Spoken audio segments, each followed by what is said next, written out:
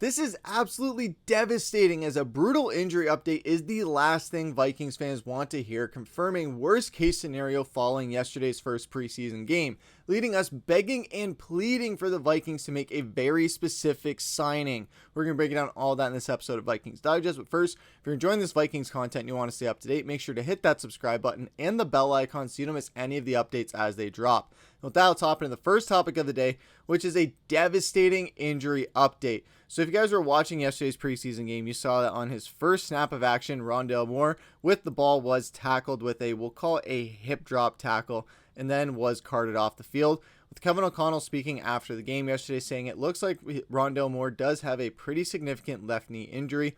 Won't know until we MRI that tomorrow. And while we haven't gotten an official statement from the Vikings on that MRI, we are getting reports from Ian Rapoport and Adam Schefter, where Ian Rapoport's saying here that preseason injury week 1 at Vikings, Rondale Moore has suffered a significant knee injury, likely ending his season. And then with Schefter backing up what Kevin Seifert was saying on ESPN, saying more about Vikings receiver Rondale Moore suffering a pretty significant left knee injury against Houston on Saturday, and is expected to miss this season. Now, this is coming off of the heels of Rondale Moore missing the entirety of last season with an injury as well. And then on his very first play of action, we get another devastating injury. Now, if you guys have been following the channel for a while, this was a free agent that I was super excited about coming to Minnesota. This was someone that when I saw him on the free agency block, I was really hoping Minnesota would scoop him because he would be a very sneaky pickup, because he's so fast, can be so explosive, and just hasn't been utilized in the right way until now.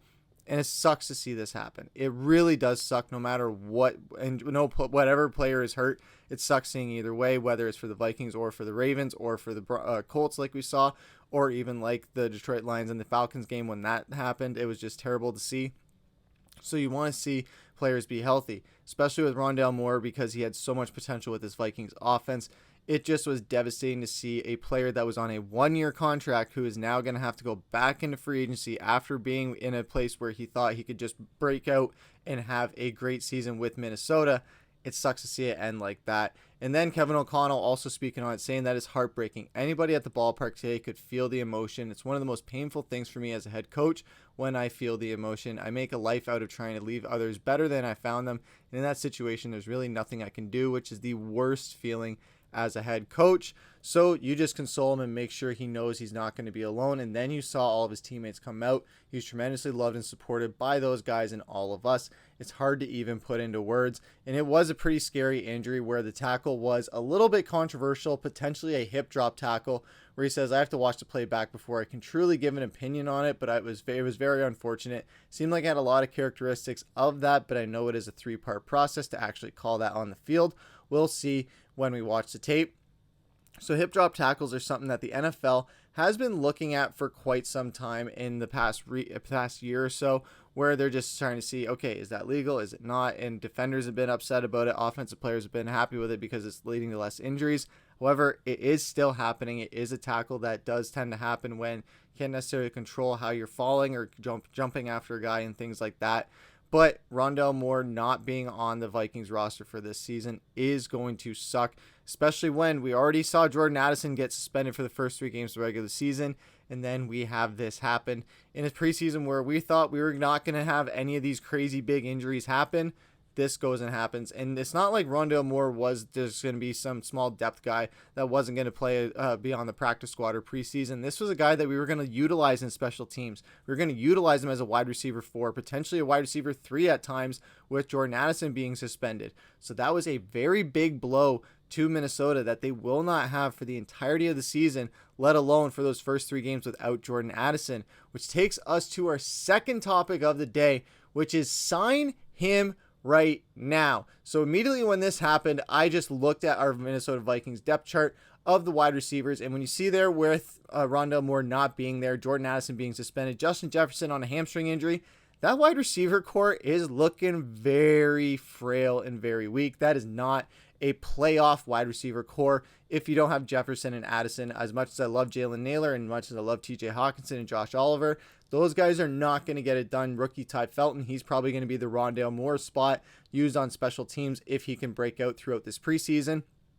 But immediately when I saw the injury happen, I messaged Kirk. I said, they need to go out and they need to sign Tyler Boyd right now. If you guys saw our video talking about the Jordan Addison suspension, you guys saw that I was very adamant about Tyler Boyd becoming a Minnesota Viking. Yes, he's 30 years old. Yes, he's coming off of a year in Tennessee where he didn't really do much, but he's coming in at a very low market value. When you look at the other wide receivers out there that Minnesota could go and sign literally right now, other than it's instead of just going out for a trade and giving up either draft capital or giving up a player for it, you do have Brandon Powell out there who is a familiar face that could be interesting to bring back.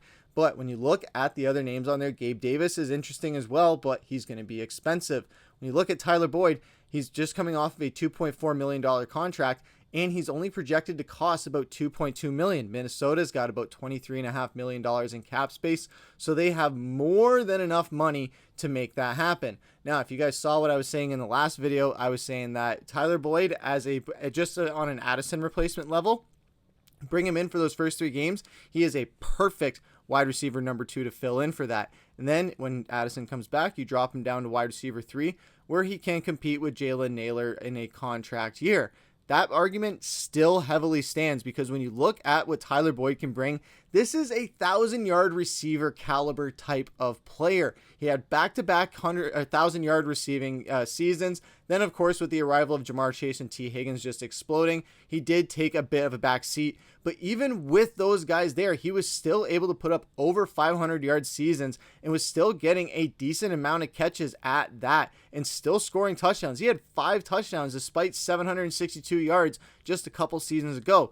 Last year in Tennessee, it was not very illustrious, but Tennessee, they were god-awful last season. So, of course, it makes sense that Tyler Boyd didn't really have a chance to break out there. But this is a crazy opportunity for the Vikings, because Tyler Boyd, yeah, he brings a lot of experience and he brings a lot of capability. He has a lot of talent. There was a lot of catches that he was making that Joe Burrow was just perfectly placing them out of reach, and Tyler Boyd had great enough hands to make that happen. He's a guy that is going to have familiarity with a type of offense like Minnesota likes to run, coming from Cincinnati and a little bit in Tennessee with those bootlegs. So he would fit into this scheme very well with Kevin O'Connell, has that mutual familiarity with Justin Jefferson through T. Higgins and Jamar Chase and Joe Burrow. So within all of that, Tyler Boyd is a no-brainer. I don't know why Kwesi is even sitting on this. I think this is something that Minnesota needs to make happen literally this week, because other teams are going to see this and say, hey, Minnesota doesn't have a reliable wide receiver number 2 for the first couple games of the year. They don't have a wide receiver 3 to compete with Jalen Nailor, or if someone gets hurt, maybe we can go and scoop someone up, and we could see some of these free agents really start to fall off the board if we see Minnesota not sit on go out and get Tyler Boyd. We could see a few of these names start to disappear. I don't think Jameson Crowder is going to be disappearing, but you could see someone like Brandon Howell disappearing, Nelson Aguilar, Gabe Davis, Amari Cooper, but definitely Tyler Boyd, because looking at all the other names on that list and the money that you can bring him in for, no one else brings that production. He would be an absolute steal for the Minnesota Vikings. I honestly cannot stress this enough, is that Tyler Boyd needs to be signed by the Minnesota Vikings this week, because it's just perfect. Even if Rondale Moore didn't get injured, you have a perfect replacement or temporary replacement for Jordan Addison for those first 3 games. And then a guy to really just kind of fit in with Rondale Moore, Jalen Nailor, and as well as just be a very reliable weapon as a just really reliable rack guy, making possession catches and just getting those short passes where it can detract a lot of attention from the big guys as well, because he can be explosive in those scary red zone situations or just in short yardage situations where they need a first down. He can get a lot of first downs. He's really critical on 3rd and short and as well as 2nd and short. So that's where Minnesota could really, really utilize him. So that is something where, if you are a Vikings fan, let us know what you guys think about the idea of Tyler Boyd coming to Minnesota. I personally, if you guys can't tell, I love that idea. I think that is a no-brainer and is the only consideration Minnesota should be making as far as finding another wide receiver for this team. You can't go into the playoffs or the regular season with this wide receiver core. If Justin Jefferson is banged up, if Jordan Addison is suspended, those first 3 games are going to be rough, and that is not going to get it done. But it wasn't all doom and gloom, as Justin Jefferson did provide a little bit of an update on the preseason broadcast with Paul Allen, talking about his hamstring injury, saying it's coming along just every single day, just working on it and working on the strength, working on the mobility. I'm feeling pretty good right now, just inching my way every single day. This is going to be a big thing to watch throughout the preseason, is just seeing how he's progressing and hoping he's ready to go week 1. Because if he's not, and we're without Jefferson and Addison, and we don't go out and get another wide receiver, specifically Tyler Boyd, we're screwed. We're screwed for those first 3 games or more if Jefferson is even more nagging with that or re-aggravates it. So this is something where Minnesota could be in a very scary situation and might have to pick up 2 wide receivers if the Jefferson hamstring injury is nagging at him throughout the rest of the regular season. But let us know what you guys think about it down below. And if you guys are on your soapboxes screaming for Tyler Boyd to come to Minnesota as much as I am, let us know down in the comments below. But that's going to do it for this episode of Vikings Digest. I've been your host, Griffin. Take care.